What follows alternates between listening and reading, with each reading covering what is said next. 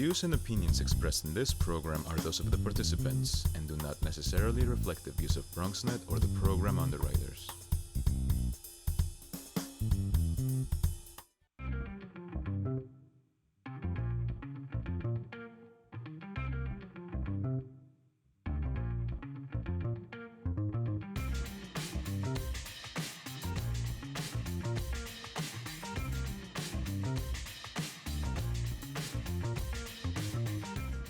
Nice to see you. It's time for the Bronx Buzz. This is BronxNet's program where we talk to journalists and we talk to sometimes filmmakers and videographers and other people who are putting stuff out in the Bronx. This evening we are going to be joined by a gentleman who has really put together, he's been on the show before, he's really put together a wonderful film about the Patterson projects and the Patterson NYCHA project, and that has kind of got a little genealogy behind it already. We're going to talk about that, as well as some current issues over there in the South Bronx, the lower 3rd Avenue part of the South Bronx. But we're going to start right now to my old friend, somewhat old friend, Samar Khurshid from Gotham Gazette. Nice to have you back on the Bronx Buzz. Thanks for having me, Gary. So let's just a brief introduction. I guess the last time you were with us, you worked for City Limits. I don't know if I'm allowed to say that now, but you're working now at Gotham Gazette. How long have you been there? No, last time I was there was also with Gotham Gazette. With Gotham, well, you remember better than me. Yeah, we do partner closely with City Limits sometimes, but I've been here almost 5 years now. Wow. All right. Listen, I really want to get to the meat of the matter and the reason we invited you here. Last week you did a story about, in essence, what it was a budget hearing, but it really turned into a semi-referendum on the city's rezoning plans and Mayor de Blasio's rezoning plans. I thought, frankly, you did an excellent job of articulating what the issues are and why council members are upset. Why don't you recount in general, and then we'll get into the weeds on it, so to speak. What happened at that budget hearing as regards rezoning? So this was supposed to be a budget hearing for the Department of City Planning, just to get a sense of what they're going to spend, what their proposed budget is for the next fiscal year that starts in July.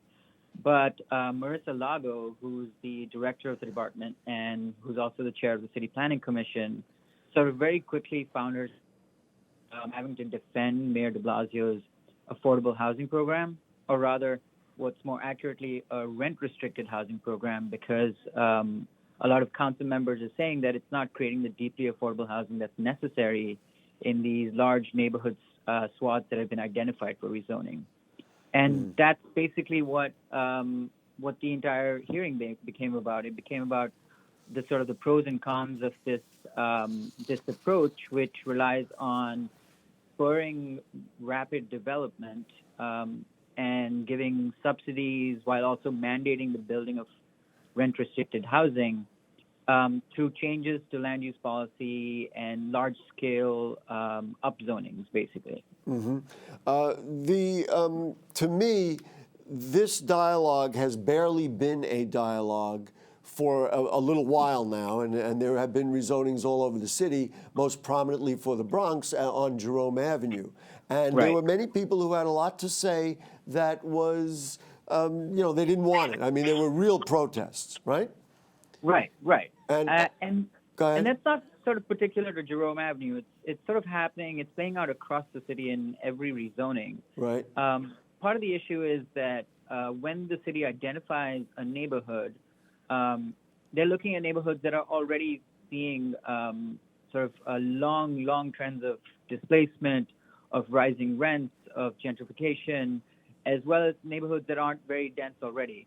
So they're faced with this dilemma where they want to spur more development of affordable housing so that the people who live there can continue to find housing that's affordable to them. Right. But at the same time, if they identify a neighborhood for development, what community residents say they're seeing, what council members say they're seeing, is that it leads to housing speculation. It leads to developers who want to quickly turn a profit and take advantage of the fact that they might now be able to build in a neighborhood that's going to see more economic activity, more investment by the city. Right. And that's sort of No, it's like a 22. Well, so here's the thing. Over the course of the recent history, specifically, again, focusing from our perspective on Jerome Avenue, despite that dialogue, ultimately, I don't want to say deals were cut because that is what politics is and that is what goes on not only in the city council but at every level of government. But in essence, agreements were made and the rezoning went through. What happened ultimately is that somebody in a very prominent position, a Bronxite, Rafael Salamanca Jr., chair of the Land Use Committee, said, number one, I want a racial impact study and I won't approve it of the Southern Boulevard rezoning in my district unless you do that. And ultimately, the city did not do that, and he actually turned it down. That, to me, has reopened the Pandora's box of saying, wait a minute, all his other colleagues are like coming to the fore and saying, you know what? We don't like this either. And now all of a sudden, the mayor's stuck trying to push this project through. Did I describe that correctly to you? Absolutely. And part of this is, and so Jerome Avenue is very recent, so it's hard to judge sort of the long-term impacts of it yet. But what's happening is people are looking back at rezonings that passed under Bloomberg, at the Greenpoint Williamsburg rezoning, at the Park Slope 4th Avenue rezoning, and they're seeing that all the things that these rezonings promised, at the Coney Island rezoning, all the things that these rezonings promised to do to build more affordable housing, to bring economic development, a lot of those promises that the city made, which were happening by the Department of City Planning, haven't come to pass. So, these council members are worried that the things that they're approving now, where the city is promising them these, they're giving these, what to council members look like pie in the sky numbers, what they're saying is going to happen in Southern Boulevard, in Jerome Avenue, in Bushwick. They're worried if they approve this now, they might not see these disastrous consequences maybe until 10 years from now. Right, but they ultimately will see it, and it was, in retrospect, they'll look back and say, you know what, this wasn't good city planning. Now, as I understand, as reported by you, the DCP, Ms. Lago, pushed back and saying that if you don't do this, 80%, I think the number she had was 80% of the housing is going to be market rate housing. So in essence saying, you better do this because otherwise those same areas are going to be subject, and you articulated it, subject to the kind of the natural forces of development and gentrification, in a way kind of threatening. And I'll just give you the backup. The Bushwick Community Plan is a plan where neighbors and community leaders said, this is how we ought to do it. The city is rejecting that. That, to me, I think that's the tug of war going on here. Right. As I said earlier, it's a catch-22 because if the city doesn't do anything, and this is what the mayor has fallen back on repeatedly, they're like, if we don't do anything, this housing is going to be built anyway, and it's going to be unaffordable to the people who Even live worse. here.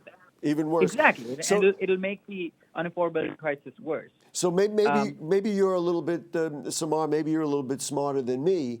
What would be a political process to force this? Either convince the mayor that he ought to relook at how these are handled, or can the city council basically say, hey, we are going to work with our communities, we are going to design these plans, and force the DCP to look at it in a different way? So different communities have tried different things. If you recall, in East Harlem, there was a neighborhood plan. As you said, with Bushwick, there was also a neighborhood plan. And they've had different approaches to what works. And let's not forget, the mayor has tweaked and reset his affordable housing plan now at least 2 or 3 times. And taken sort of, acknowledged that he needs to set more housing aside for formerly homeless people, that he needs to, they need to increase the number of housing units for at the deeply affordable level, where it's the lowest of the low income tiers. And if I can just interject, also seniors in NYCHA projects, which is coming to the Bronx as well. Exactly, and it's the things like that which have happened because of this constant pressure from council members, from communities. Now, like each rezoning isn't, it's hard to sort of cut one through line through all of them. Bushwick had its particularities. What the city pushed back on was that the community plan wanted to preserve certain aspects of the neighborhood, preserve neighborhood character, and the city wasn't having it because they don't want to look at it, because that effectively to them is downzoning, and they want to build more density, Right. especially in places like Bushwick, which has a lot of access to But transit. again, it is the same dialogue that we have all over, certainly in the Bronx. People love Right. their neighborhoods. They love their neighborhoods because there are homes, and we certainly in New York City and in the Bronx we have antique structures in many cases, and people are reticent to say, well, sell off 2 or 3 of them and put up a building. Before we run out of time, I want to articulate very clearly, and I think Bronxites know this, the bottom line issue of all of this, to me, aside from the affordability thing, is displacement. And on Jerome Right. Avenue, I mean, very quietly, there were businesses displaced. Let's face it, the Bronx Terminal Market, I don't know what the percentage was, but many of those bodega distributors lost their businesses. And in addition, of course, displacement of people. To me, this is the ultimate bottom line. And what Salamanca was saying, if you can't show me how many people are going to be displaced, I vote no. I mean, the problem with that is, when it comes down to sort of setting aside housing for people who already live there, there's federal laws and that apply. So even there, like the city is facing a community preference lawsuit setting aside affordable housing lotteries. So part of the issue is if they can invest more subsidies in the most deeply affordable tiers, which is what each council member is always pushing for, Right. then that can sort of allay the displacement. Right. But it's very hard to judge in sort of the immediate, the sort of short term, even over a course of a mayoralty, you can't judge the effects that one land use change might have overall on a neighborhood. Mostly because you mentioned it earlier, you're not going to see that soon. Anyway, Samar, we got to go. You're great, and I'm sure as these things develop, we're going to invite you back. Folks, Samar Khurshid from Gotham Gazette, thank you. Say hello to our buddy David Cruz when he gets down there. I'll do that. Thanks again, Gary. We'll talk to you All right, soon. take All care. right, there you go. Folks, that is all for our first segment. Ironically, the second segment is going to look at a whole other type of housing in the city and in the Bronx, and that is kind of the legacy of NYCHA projects, specifically at the Patterson Houses, and then also where are we at now? Maybe a whole different world. Stick around. We'll be right back.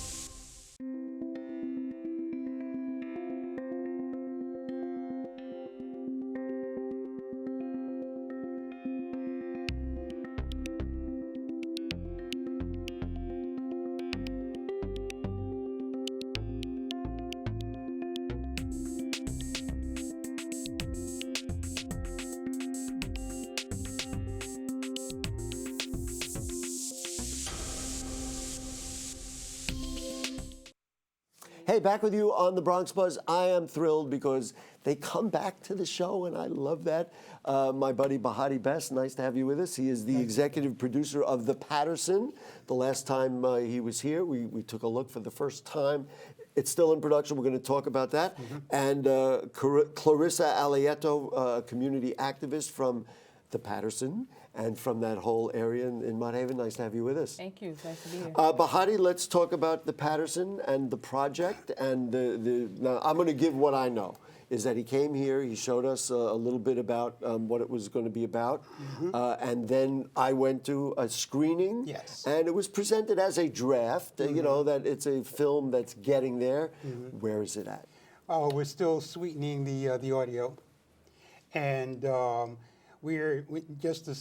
early this morning, we showed it to a group, Lives Up, Guns Down, because they're also in it. As a matter of fact, in the beginning of the Patterson, it shows their rally at the Patterson Projects for one of the kids who was shot. So we wanted them to take a look at it and get their approval, and they really, really liked it. Really liked it.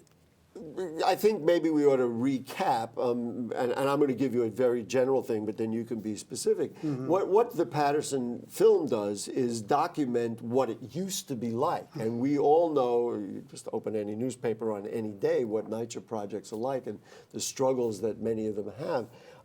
But life was different then. Yes. Explain to me, number one, what life was like and why it was so important to you to put something like this together. When we moved into the projects in the 50s, and many of us went from, let's say, military housing to the projects, which was supposed to have been better living. We're talking middle 50s? We're talking 1950. Literally 50. Literally Okay. 1950. That's when Fitting. the projects were completed. Got it. And people started moving in. It was almost like being middle class. Everybody went to school. Everybody studied. We were athletes. We played basketball, ran track, roller skated in the park. Good, in a way, traditional values. Absolutely. Get a good education, be a good neighbor. And the housing was not falling apart like certainly like it is now. Just like one of the guys in the documentary says, we were doing everything American.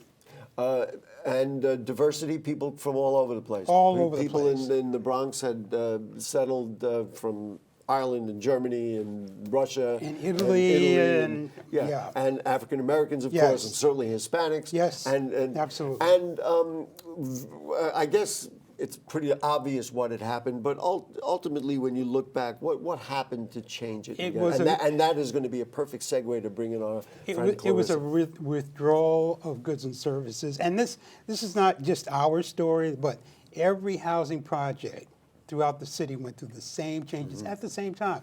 But it was like, for example, we had Zambonis cleaning the area. Wow. You know, they took that away. You had disinvestment. Yeah. There was a $5 fine if you walked on the grass. You know. You can't even imagine that. No, not anymore. You know. People, unfortunately, people left their doors the open. Next door neighbors were able to look in, say hello. You know, everybody, all the adults, all the parents took care of the kids.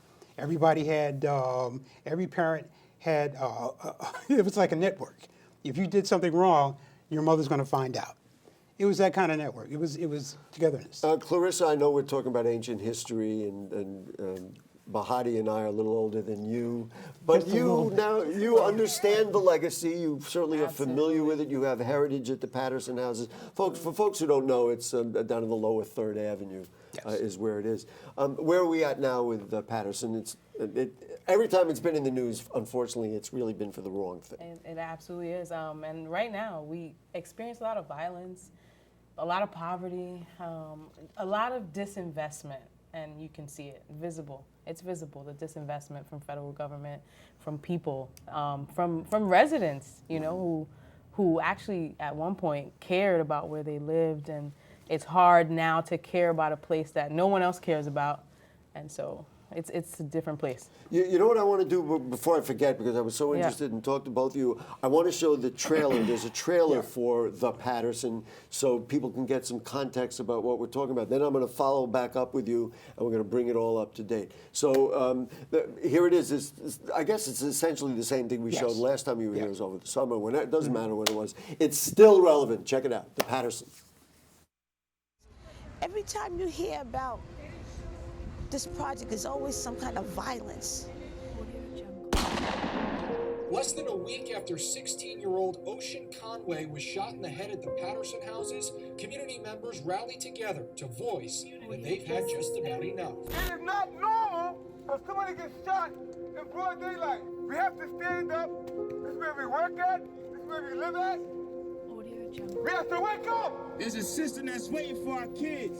It's called mass incarceration. It wasn't always like that. When I grew up there, it was a place of harmony. I think that the people genuinely love each other. Unfortunately, these kids don't have that unity like we had. We stuck together like glue, but a lot of us married one another. South Bronx at that time was, to me, a heaven haven. When we were growing up, all the community centers were open, and we spent a lot of time in those type of environments to keep us safe. We had a place to go. Summer, winter, fall. People were really competitive academically. I hung with a group of people who are very, very smart people. We were just so fortunate and blessed when we came out of the Patterson in the 50s to have all of those things. And I think a lot of us who were searching for identity, okay, basketball was a way of escaping that type of negative environment that was outside. We were headed for greatness. They were headed for greatness. They were destroyed. The worst thing that ever happened, the doors locked. The project stopped being the project. The drugs first came into the community about 1967, and it just destroyed a bunch of people.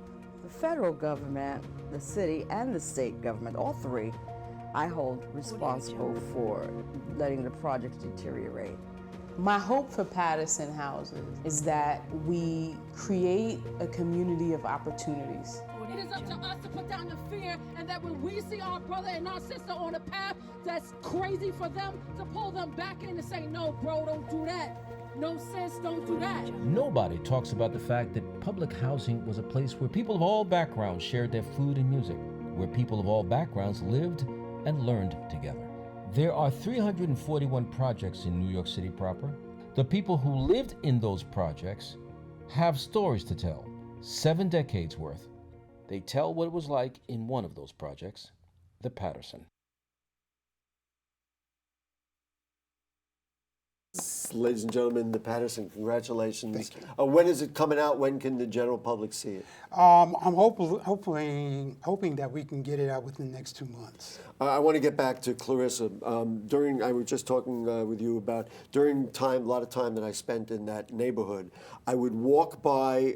There is like a community garden. It looks like a Hispanic garden. Mm-hmm. It looks like the oasis of all time. Yep. Is that the kind of thing we need to do to reclaim some of this beautiful legacy that has been articulated and illustrated by Bahati? Beautification is great in the community, and folks are doing that. People are trying to revive the gardens around Patterson Houses, but there's so many other things that we can do as residents, as people from this community, in terms of being active, mobilizing tenants to show up at your local official's office to demand that they, advocate, push the state, push federal funding. How much of this issue, the problems are so difficult, and to me the foundation problem is the conditions of the building. It's very hard to be a young boy or a girl and want to do good in school and understand, right from wrong, and then come home, of course, see people sleeping on the grass instead of not walking on the grass, and then also have to go brush your teeth in a bathroom where the walls are disgusting or moldy or dripping, and that's only the beginning of it. How much of the solutions here are in that infrastructure versus social, or both at the same time? Tough question. That is tough. I think a lot, because you're right. We have so many families, and I work in schools as well. We have so many families who are struggling with not having heat, hot water, the mold in their apartment. Kids are getting sick every day. They're in the hospital. So this is a lot of it is systemic. A lot of it is things that are beyond the control of residents that we need other folks to really make action on. Okay, so what they can do, or what we can do, is some sort of social advancement. Let's talk about that. Right, we need to. Because I know that's your thing. We need to get together. We need to come out and mobilize. I mean, when there's meetings, people have to show up, you know. So it's not happening. People are still not showing up because, and I get it, there's been so much disinvestment that people distrust. People are not trusting our leaders, our people anymore because they've heard it over and over and over. So it has to be people like myself from the community who come together. There's so many leaders who just need that outlet. I'm going to interject that, so you say, well, we don't trust them and we don't trust, higher ups, we don't trust the federal government. Of course, in the Bronx especially, nobody trusts the federal government. But we trust each other. You know, I trust the people. When I go to the deli, I love hanging with the people, whoever they are, because that's who we are. So maybe that's one of the answers. Is there an event or a movement that is specific to that, or you're just talking in general terms? In general, but this movement is coming. It's coming. And I think with this documentary, we're hoping to revive it. You know, we're hoping to show this is what Patterson was to this new generation, right? Like myself, who missed that piece. I just missed it by a little bit. The good times of everything that I hear my aunts and uncles talk about. But you know what? It would torture you worse because if you lived through it, you'd be saying, wait a minute, what happened? What happened? But it makes you, right? It makes you want to fight for something that you know. Listen, these issues are core issues in the Bronx. I love talking about them. We just commented the real moment that the turn happened. It was drugs, right? Yeah. I mean, that was really what, and I think it was articulate. And I saw the screening of the film. Mm-hmm. That really was the moment, right? Yeah, the legend is, and it's you got to be quick. Why? We're talking about the good stuff here. Go ahead, but be quick. Go ahead. But the quick story is that first somebody from the outside came in, gave drugs for free. The next time you wanted it, you had to pay for it, and the price kept going up. Yeah. The price, and the cost was much larger than the dollar amount. Took lives. Listen, Bahati Best, thank you so much. Thank you for the great work. And Clarisa Alayeto, I believe this is not your last time on BronxNet Television.